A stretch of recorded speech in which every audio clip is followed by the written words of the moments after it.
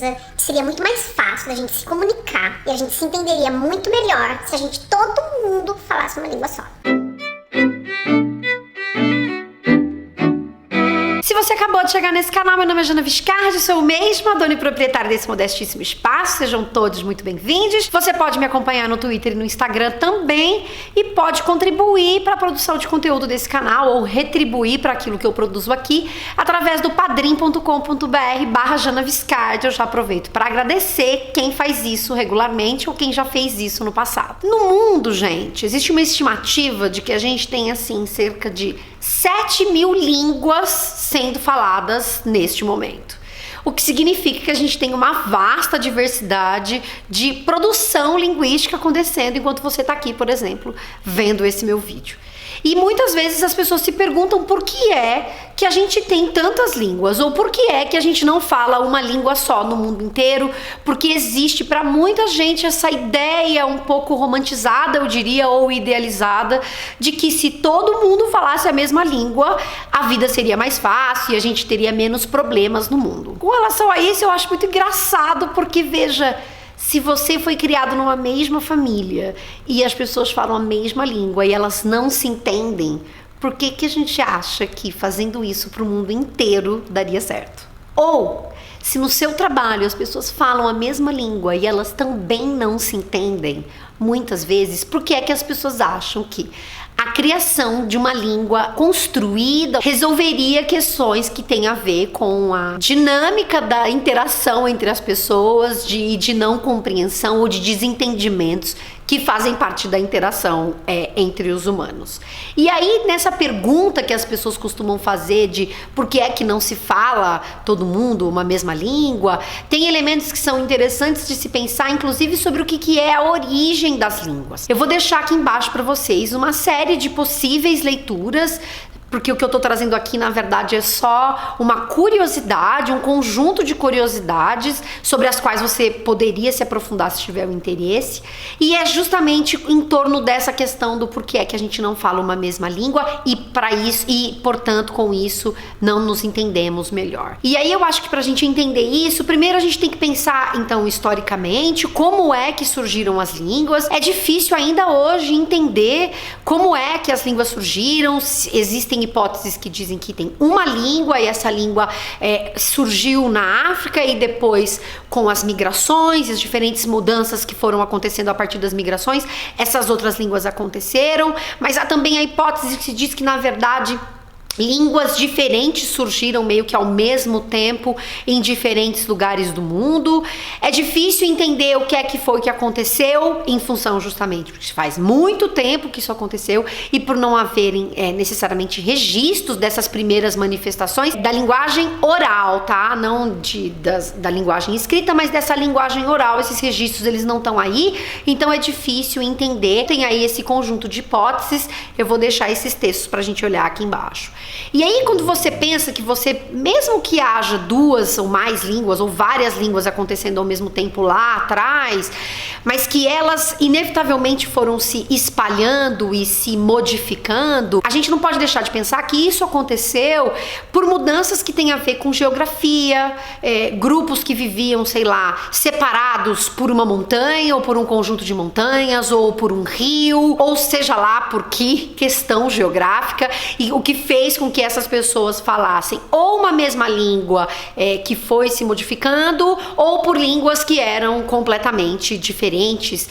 E aí você pode pensar inclusive na distância geográfica e as implicações da distância geográfica em uma língua. A gente não pode esquecer que a língua é falada por indivíduos, por seres humanos que vão transformando inevitavelmente essas línguas muito vagarosamente ao longo do tempo. Então eu, Janaísa, não estou experimentando a mudança completa acontecendo, mas o que eu tô fazendo é vendo, o que eu sou capaz, entre aspas, de ver, são esses dialetos e algumas mudanças que vão acontecendo, que são, por exemplo, diferentes da norma e que fazem as pessoas dizerem um absurdo, porque isso não é como a norma, então tá errado, não deveria existir. A gente já fez algumas discussões dessa. Mas para além da questão, por exemplo, geográfica, do distanciamento entre diferentes povos que acabam falando ou mudando uma língua original ou algumas línguas originais, digamos assim, a gente tem questões, por exemplo, que tem a ver com guerras, conflitos, que fazem com que essas migrações também aconteçam, e não só simplesmente por questões geográficas, que faz com que, portanto, os indivíduos migrem e passem a transformar, digamos assim, a sua língua em contato com outras línguas. A gente tem, inclusive, exemplos brasileiros disso, casos, por exemplo, de imigrantes alemães que vieram para o Brasil e se deslocaram para cidades e passaram a viver em cidades brasileiras, e aí a gente tem uma versão do alemão que acolhe palavras do português que acabam sendo modificadas estruturalmente porque passam a fazer parte de uma gramática do alemão que é diferente da gramática do português. Então, para você pensar como essas mudanças acontecem e como é interessante a gente imaginar que isso tudo vai acontecendo ao longo do tempo e por diferentes razões que podem ser inclusive também climáticas, não só geográficas ou de guerra, mas climáticas. Pessoas que vivem em diferentes lugares ou grupos que precisam se separar para viver em diferentes lugares porque o clima faz com que grupos não se adaptem a essa região ou aquela região, ou porque em função de chuvas, por exemplo, tem o caso da Austrália, vou deixar os links aqui embaixo. Então grupos não conseguem viver todos eles no mesmo lugar em função da quantidade de chuvas que acontecem naquele lugar. Então veja só como é interessante pensar as transformações que são possíveis em diferentes línguas, que tem a ver com fatores que são internos, de acomodações, de que a gente vai fazendo ao longo da nossa história, fonéticas e fonológicas, mas também de mecanismos externos que tem a ver com esses elementos todos que eu tô trazendo aqui.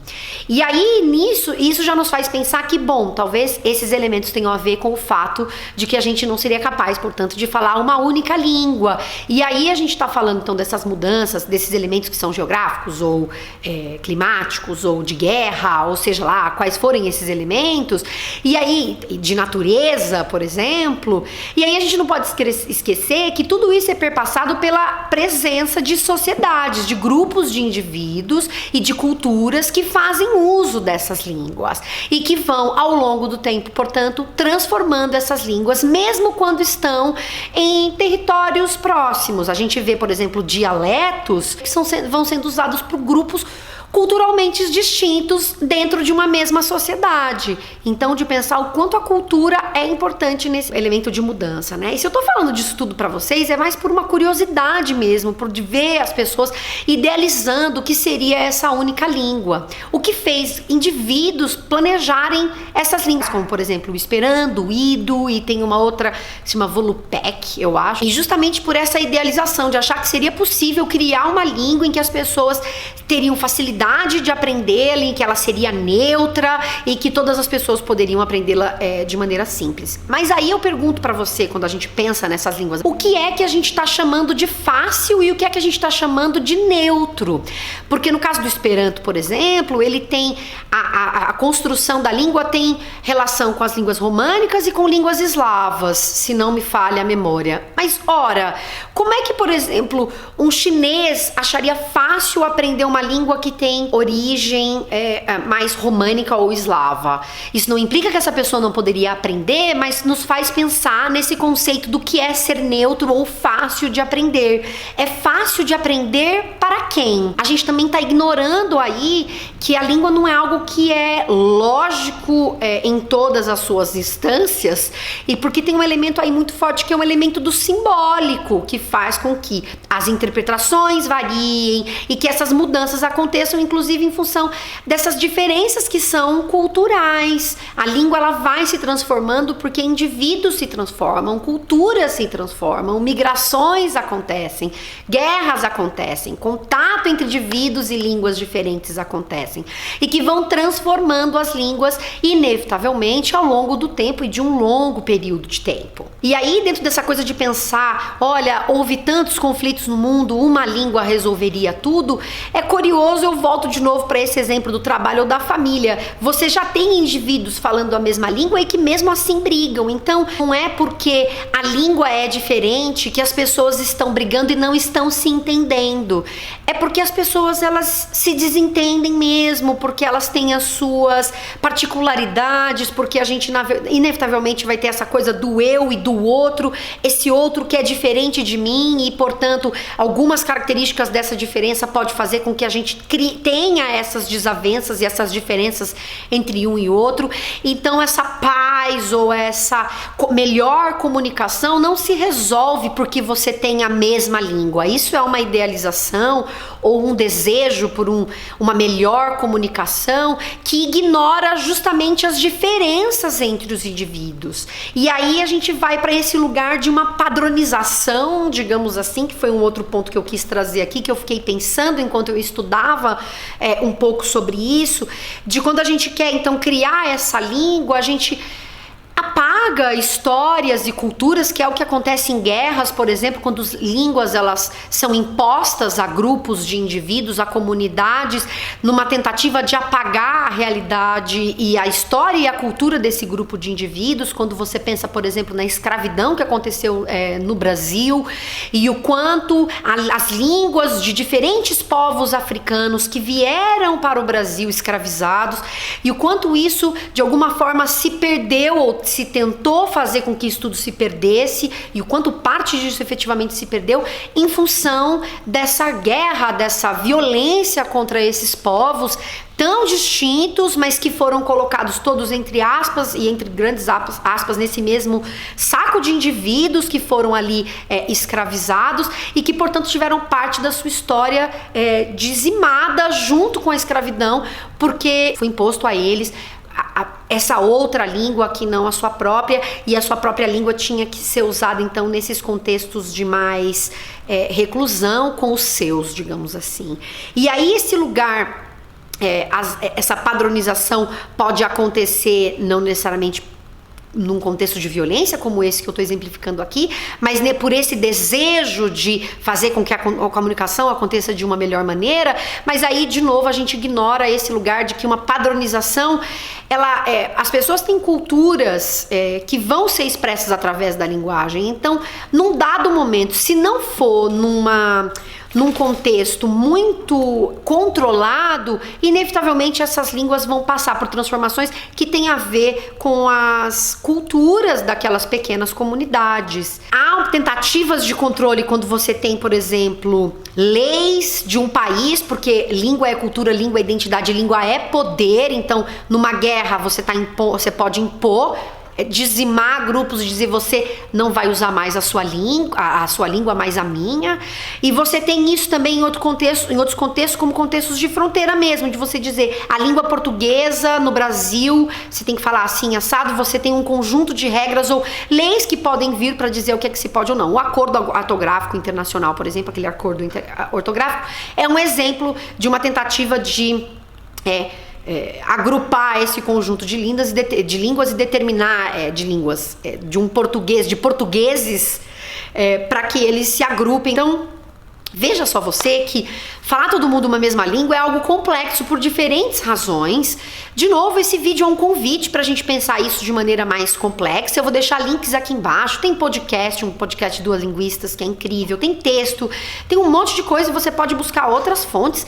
E caso eu tenha dito alguma coisa que você fala, não é tão preciso, comenta aqui embaixo também, traga suas observações e me diga se você já teve este ideal de uma língua franca que todos falam e que resolve todos os problemas do mundo.